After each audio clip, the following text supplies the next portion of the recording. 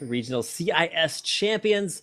In the blue, on the bottom left-hand corner of Summoner's Rift, going up against the X-Eternity lineup. Now with Heidel back as their AD carry, they're looking to bring things back. They are down one game in this best of three, so they definitely have to do something a little bit different. And you notice they picked a slightly different lineup, Pulse. Yes, indeed, and looks like they are going for this invade as well. Kennen sniffing around the area. Ward goes down, so we'll give them a little bit of vision. I think Inspiro might have been caught by that ward. Yes, indeed, ping goes down, revealing their position. Well, it's really just a question of whether X-Eternity decide to collapse upon GamingGear in this very early team fight. We did see a very strong level 1 team fight opening up over on the other stream with the Insomnia qualifiers for the EU. Things going down all over the place, not really sure what I can discern from this Rapid, but there are definitely pings. I'm pretty sure it's actually just like Morse code. They're trying to communicate via dots and dashes because there was definitely some conflicting pings there. Some saying, hey, we need to go down to the bottom. I don't know what's up with that one. But it's safe to say that with everybody getting spotted out, we are going to see a 2v1. The Q over the wall there from Nami will actually not be enough to dish out the damage. The flash in, one more auto attack on the Master. First blood goes down to Spencer. He actually could get taken out, but no, he's going to be able to make it back alive. Even though he did get exhausted there, Spontex has to back out. Q does miss there from Lee Sin. The flash, the Aqua Prism misses, forces the flash out though from Illunir, or not from Illunir, from Deadly Brothers flash blown. That will still be a 2v1, but overall that kill goes to Svenskeren. It's pretty low though, so it's going to need a little bit of help from Kuja here on this red. Yeah, unable to reclaim the kill on Svenskeren. Well, that did mean he's so wounded they need the top lane to really give him some assistance, and that top lane will indeed be the top lane. And they were predicting that swap up from Vayne and Thresh, knowing that the Caitlyn lane versus Vayne is one that Caitlyn definitely wins hands down. And predicting that swap up themselves. So mind games heading all over the place here, Rapid, as Inspiro comes around the side, takes a headshot to the face as well for his triples, and then we will resume the laning phase. Keep in mind, no double golem advantage, so it's just going to be even XP in lane. The only difference is, like you just saw there, it's Heidel can pretty much just do whatever he wants in this lane. It has that advantage early on, and then also range advantage, very significant. So it is 75 extra range, just walk up, auto attack, and walk away before Deadly Brother can really get the job done. So we talked about this a little bit earlier. We were expecting to see Jarvan the 4th in the jungle, but it's actually going to be Spontex going for a very heavy AD Jarvan in the mid lane versus Mazarin's. I mean, when you look at Mazarin playing earlier on his Orianna, he seemed to be sort of like very dominant in the lane, but against a Jarvan that's doing, I don't know, he's specced very heavily armor penetration and AD. So I'm looking to see a very aggressive playstyle from him, but versus the Syndra, I'm not sure how aggressive he's going to be able to get. We'll see how this turns out, and so far Mazarin is demonstrating he really likes these control mid lanes. I mean, Syndra performs the same sort of role in that respect, has that control, yes, she's single target. I'm just going to turn my attention to top lane because Deadly Brother taking some hits from the caster minions, because at this stage in the game they will take a lot of damage. And we have Heidel actually finds himself caught by the death sentence. Pin comes down onto Makai as well. That will be Heidel because he is on that account at the moment. And he wasn't able to follow up because Deadly Brother was dropping so low, and with that Doran's Blade, doesn't have the sustain he really craves for in this lane at this current time. Alright, yeah, which we're looking at, Deadly Brother, a whole headshot comes out. Kuja takes a turret shot, but he is not where you want to see. A whole barrier out there just in the nick of time. I think he probably needs to get out of this lane. I'm not sure. Bottom lane, though, we do see a gank coming out from Illunir. They attempted flash and taunt afterwards to get the CC down, but kind of pulls a little bit of a Darien, not quite able to make that happen. Lunar's going to back off. Let's flash down on Shen. Yeah, I mean, one thing is for sure, Rapid, that looks like Deadly Brother's going to need a change of underwear after that Piltover came in with the barrier at the last second, as you mentioned. And Svenskeren also looking to push onto this top turret, 3-man push strong onto no resistance at all. And Heidel, along with Kuja, picking up a very early tower, could be hugely detrimental for the team of GamingGear. Meanwhile, bot lane, Elmopa gets dropped by MBS. Perfect execution with another guy coming in by Illunir.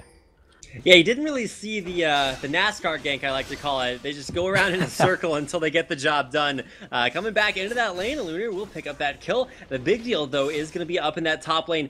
A Deadly Brother, he was actually walking down towards the bottom lane. He's like, hey, are we going to lane swap right now? But the turret actually killing off 3 waves of creeps while he was back. Svenskeren waiting on top of Ward stops his back. And Deadly Brother only level 3 versus the soon-to-be level 5 dual lane. Therefore, Eternity definitely kind of shutting down this Vayne Thresh, not really giving them the laning phase they wanted. Yeah, Svenskeren just recalling his brush, which has already been warded, but just his presence being there is warding them back. And Inspiro does land the death sentence, just telling Svenskeren that they know they're there. Well, that does mean that Caitlyn will pick up that turret, and now it's really Eternity's time to shine, see what they do with their advantage. They stick that duo lane and keep them there, or do they swap them down to the bot lane, or even the mid lane, and find themselves another objective? Does look like objective completed top lane. First turret of the game do go to Eternity. So we're looking to see whether or not they can sort of snowball this by maybe switching into another lane, looking for some very strong pushes, or maybe even for going for a little bit of extra pressure, maybe taking down the tier 2 if that's what they want to do. But as is, they're going to head back to base and actually look to rotate. I mean, this is going to give Deadly Brother a pretty interesting lane, just going to be able to sit there and kind of farm things out if he wants to, but the pressure is going to be on to the rest of the map. You can even see a Lunir here in the mid lane. Svenskeren, though, standing on top of a ward, so his positioning has been revealed. Not really going to be able to get too much of it, as Mazarin staying pretty close to his turret. Yeah, honestly, right now, from Eternity, they need to make some sort of aggressive play. With this tower going down, in fact, they aren't bringing Nami and Caitlyn there and keeping Kennen in that place because they know, well, Vayne is freezing that lane up because Vayne needs that farm to transition into mid game. So what they need to do is make an objective happen, in fact, in the form of Dragon, because they know, well, he's going to be carrying on farming up. So it's kind of a ticking time bomb in that sense, a slow one at that, but it is a ticking time bomb nevertheless. And they will be picking up this Dragon to picking up another objective and see if they can pick up another one in the form of MBS down the bot lane. Alright, now Eternity, they're actually doing really, really well, at least in the very early phase of the game, and you have to make sure if you're GamingGear, you don't want to let this get out of control because things can really start to snowball. 4-man push in the bottom lane, and after taking down that top turret, like I was saying, the rotation is absolutely huge for Eternity. That will be their second turret of the game, so third global objective completed already. It's actually a strategy that in North America we've been seeing a lot from the guys on Team Complexity, former LCS team, now relegated out, but they are completely destroying the challenger scene with this exact same strat. You take down the top turret with a 2v1 or a 2v2 in this case if they just won super hard, then you just roll straight down to Dragon, take the bottom turret afterwards because that lane's going to be at a disadvantage, and then all of a sudden 3 global objectives and an almost 3,000 gold lead there, exactly 3,000 gold. Lead at only the 8-minute mark, so this is going to be really, really rough for especially Mazarin in that mid lane. He's going to have to stop a 4-man push coming in, almost 5-man as Muppo comes back into lane. But we're going to go ahead and have a little bit of a pause, try to sort things out as far as our issues are right now. But this is not looking good as the third outer turret, last remaining outer turret for GamingGear.eu, looks to be in a lot of trouble. Yeah, I mean, Mazarin certainly has stopped the push by pausing the game rapid, but I don't think that's really what you meant when he needs to be stopping this push completely. And this is next level strategies. Yes, indeed. And Inspiro looking to find themselves a death sentence. Doesn't quite happen, but lands onto the creep, and clearing that minion wave is all they really need to be looking for right here. And that will be scattering the team of Eternity. They will be looping around, however, and MBS realizes this is happening. We were top lane, Deadly Brother almost gets dropped, but Stand United keeps himself alive. And Spontex forced to back up with the rest of the team looking to collapse on him as well. Luna and Mazarin from the side doesn't quite connect the force of will along with the Dark Sphere, and they will just be backing off. Spontex has a Crystalline Flask boots and a BF sword. So this guy is looking to get really the only region that I've seen a lot of mid lane Jarvans from. It's been Southeast Asia up to this point, but coming in here, this is definitely a little bit of an interesting choice. We expected to see that Jarvan pick in the jungle, and that might have actually kind of baited out Mazarin into a very unfavorable matchup, because you've seen he's been stuck at his turret, hasn't been able to go aggressive with a lot of that harassment that you see from most Syndras. And as is that top lane, Deadly Brother can actually get the job done versus Spontex. If you look at him, he does not have his ultimate available, but he can go right past this turret and look to maybe get some extra damage down onto Deadly Brother. He's going to play it safe for now. Yeah, and Eternity are really just riding the wave right now in terms of composition, because Caitlyn has this sort of parabolic power curve, and because she's got that great early game They're just trying to ride it as far as they can. And in fact, Svenskeren landing a perfect Sonic Wave straight into the Flash and the Dragon's Rage. Pick up the kill onto Inspiro. Doc Spear comes down and scatters the weak, keeping them back, but only really pushes them back into the turret, picking up the objective. And all of the outer turrets go down at 10 minutes into the game. Rapid, see if they can snowball this and carry on with the rest of the game.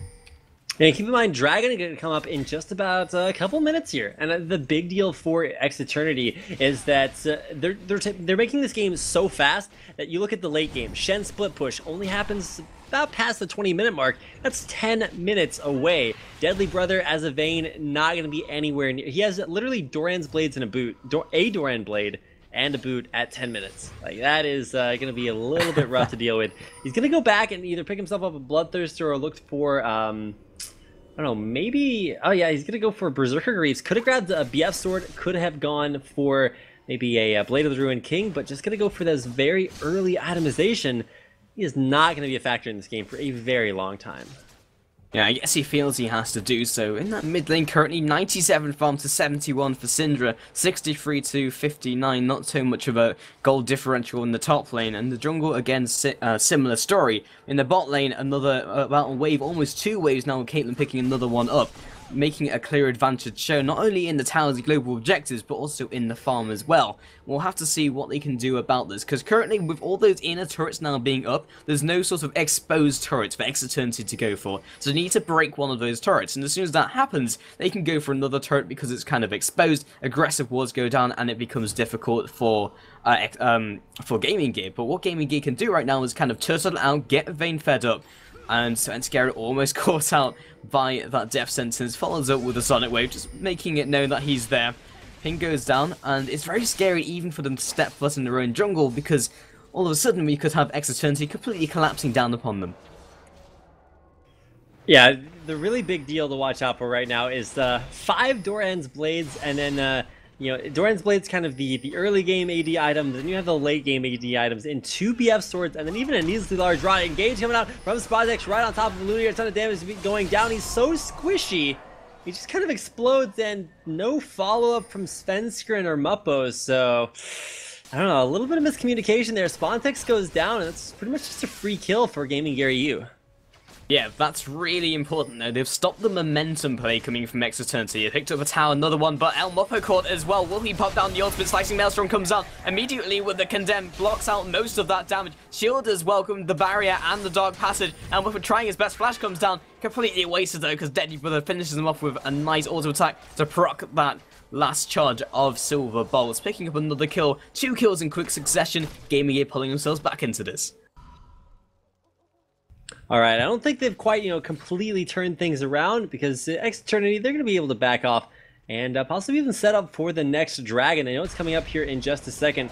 Svenskeren going to make his way over there after he finishes off his wolves. This is really the next big objective here, as all outer turrets, like you mentioned, were down, or are down, for X Eternity. They've been all about pushing those global objectives, but hit a little bit of a snag there, as they have some little bit of miscommunication coming out from Spontex. So it will start onto this dragon. Ward does go over the wall, so Lunar could try to get in here and steal this. With Mazarin there in the area, does have his ultimate, so can cast those Dark Spheres if he needs to set things up. But I don't know, X Eternity, they still want to go for this objective, but without any way to clear out the ward coverage, I don't really think they have that option.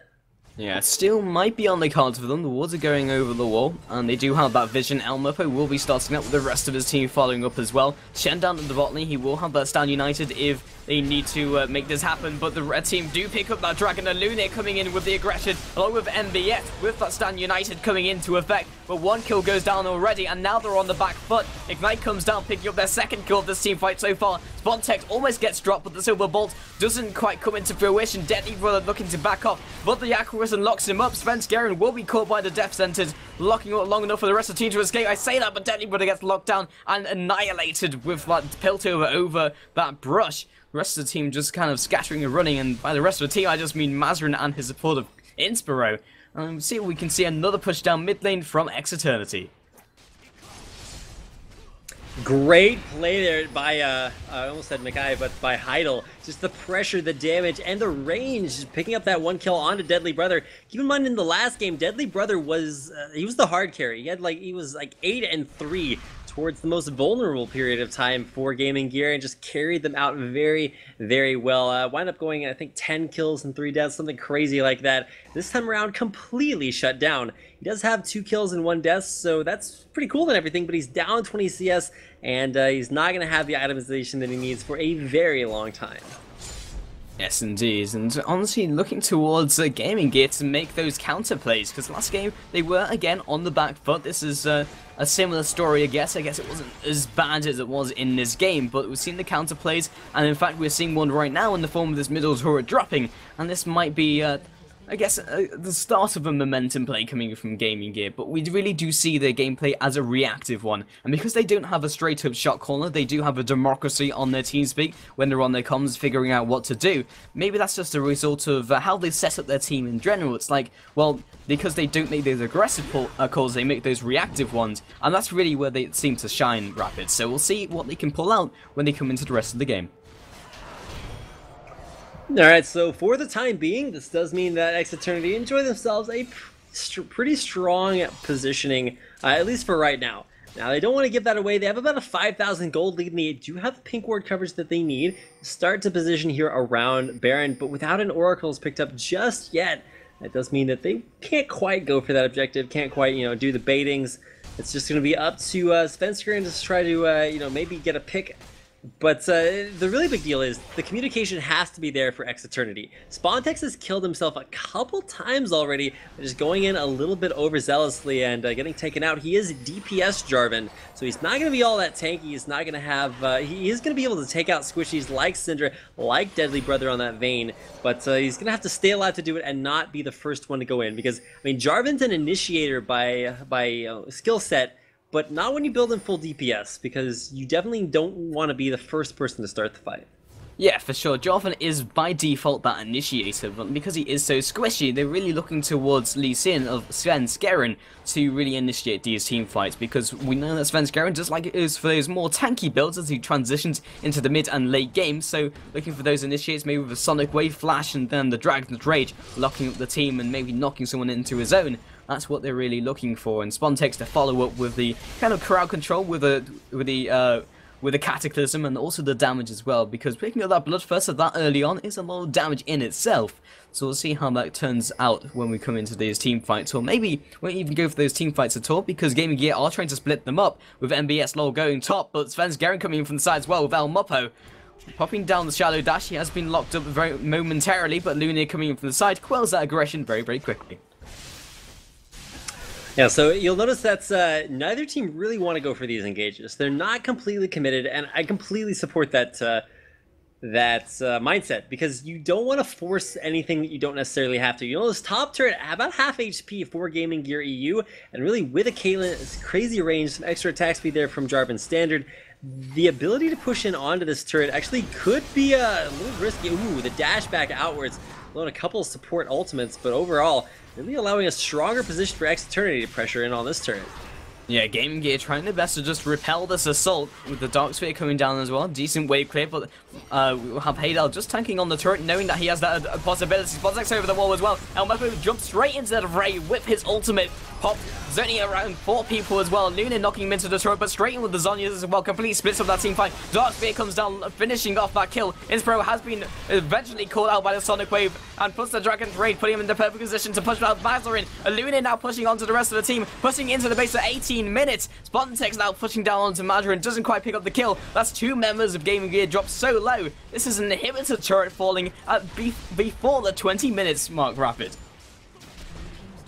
Holy cow, the game just accelerating out of control. A little bit of a hitch there in the mid game, but Eternity, they're looking to take this inhibitor. They might have overstayed their welcome just a little bit, but they're totally willing to give up a couple kills. I mean, like you said, this is a pre-20-minute inhibitor going down. Very, very strong play by Eternity, going crazy through that turret. Didn't even lose anybody in that dive. Able to just take out everybody that they needed to from GamingGear.eu. I really like the pick from Mazarin. You can see that it's not quite what he was looking to go for. His laning phase was the least interrupted of all members on GamingGear.eu, but he still didn't have that lane dominance that he was really looking for from what he thought was going to be maybe like a cannon, maybe like I don't know what they were thinking, but getting baited out there by that Jarvan mid, you can see that it's actually starting to pick up. It has been involved in 5 out of 8 of their kills. Because that is a prime number, I can't reduce that fraction. But you know what? The big thing to notice here, the early game snowballing and then the pace at which Eternity are just taking this game home is not really something that GamingGear.eu can deal with. Yes, indeed. We always like to bring mathematics into casting rapid. You know, we've got the parabolic power curves and the prime numbers and the factors. Always nice to hear. And Elmofo also aggressing onto this dragon. Another dragon picked up by the hands of Eternity, just picking themselves up another advantage. And now the own jungle of GamingGear is being run rampant. With the depth sensors will be landing onto the red buff. Doesn't quite pick it up. That will be picked up by Haydao. And now everyone will be backing off and forced to back off. In fact, with Spontex leading the charge, this might be him being locked up. In fact, just going to back on off. Doesn't want to commit to a fight, especially with Eternity being so far ahead. And like I said, you don't actually want, I mean, even though you're ahead, you don't necessarily need to keep going for fight after fight after fight. Sometimes it's best, as you do notice here from Eternity, they're not necessarily trying to pick fights, they're just going for the objectives that they know they can handle. Poking in there onto this bottom turret, some advanced positioning from Alunir, just really trying to clear out the waves before he goes for anything too aggressive. This time it's not landing there by Inspiro, yet Kuj actually placing a ward behind the turret. Wants to see what's going on. Yeah, just making sure they maintain that vision, because if they do go for that ballsy dive... lane, Spontex actually throws down the ultimate, gonna get the flag drag onto NBS. He has a ton of damage, but not really able to take down a ton of armor. 150 armor actually on NBS. Can't actually pick up home guard boots, so he's gonna have to wait on the lane to, or on the platform to kind of pause this game out. That means that Spontex is going to go dish out some damage onto the middle turret. They have to, GamingGear, you have to reposition, give up that bottom turret, and a great play by Spontex making that happen. Yeah, for sure. Making sure that Shen was not able to get into that fight, and making sure the entire team of GamingGear had to split up and then retreat to the safety of their base, the sanctuary of their turret. Svenskeren just on the front line again. He will be going and opting for that more tanky build with that Aegis coming out here along with Spirit Stone and Sightstone. A bit of extra HP on the cards right for this team of Eternity. They are just trying to siege down these turrets, moving Jarvan into the mid lane as well. Spontex taking down this tower, did not even notice. I don't think GamingGear noticed either, because they were not able to repel that assault. Now with Deadly Brother coming in from the south as well, will they be able to keep this last turret up? The Leash Force comes down, only chunking it down for about 40% HP, but Elmofo now comes in with a slicing Maelstrom, along with Alunir, putting himself into that Zhonya's Hourglass, completely disrupting the flow of the fight. The GG well play gets called by the hands of GamingGear, and this looks like the game is already over rapid. Surrender Vote comes in, that was a very swift second game.